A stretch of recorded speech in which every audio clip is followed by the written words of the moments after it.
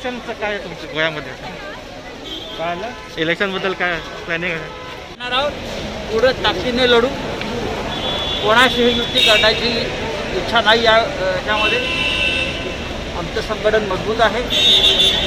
महाराष्ट्राचा प्रभाव सरकारचा जर कलकत्त्याचं तृणमूल काँग्रेस येऊन लढू शकतं तर महाराष्ट्र बाजूला आपण पाहता महाराष्ट्रामध्ये आम्ही किती चांगलं काम केलं. आणि शिवसेनेचं आणि गोव्याचा एक भावनिक नातं आहे.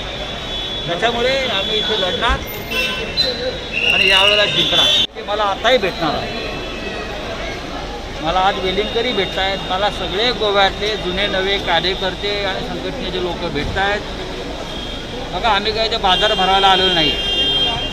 शिवसेना एका विचारांना काम करतो आणि शिवसेना हा स्वार्थी पक्ष नाही आहे. आम्ही राजकारण करतो पण आम्ही राजकारणाच्या पलीकडे राज्य आणि राष्ट्र आहे आणि जनता आहे.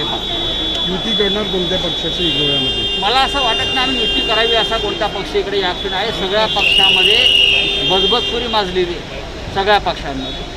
तर मला असं वाटतं आम्ही यावेळेला स्वतंत्रपणे निवडणुका लढाव्या. महाराष्ट्रवादी गोमंतक पक्षाकडे युती करणार की आपण? नाही बघा असं कोणत्याही प्रकारचं प्रपोजल आमच्याकडे आलेलं नाही. मी यावेळी इतकं सांगेन की आम्ही 22 जागा लढणार. सर ड्रग्स आणि कॅसिनोबद्दल काय सांगा? आजच आम्ही सामनामध्ये म्हटलेलं आहे की अनेक वर्ष लोक गोव्यावर राज्य करत आहेत.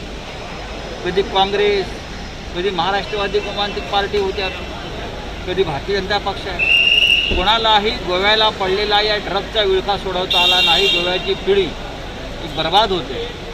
अख्ख्या जगातून आणि देशातून लोक इथे गोव्याची बदनामी होते, ड्रग्ससाठी येतात. भारतीय जनता पक्षाने त्या कॅसिनोविरुद्ध लढाई दिली आणि सत्तेवरती आली. आज सगळ्यात मोठा खंडणा कॅसिनोच्या ह्यांनाच मिळत आहे. सर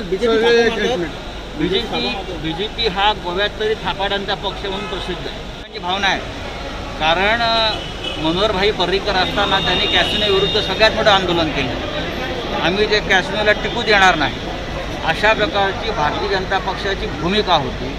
आणि आज त्याच कॅसिनोच्या अर्थकारणावर इकडले राजकीय पक्ष आणि सत्ता ही चालली. विचार आहे गोव्यासाठी काय प्लॅन्स आहे? कसं आहे की गोव्यासाठी आतापर्यंत कोणाचेच काही प्लॅन नव्हते. कोणाचंच नाही.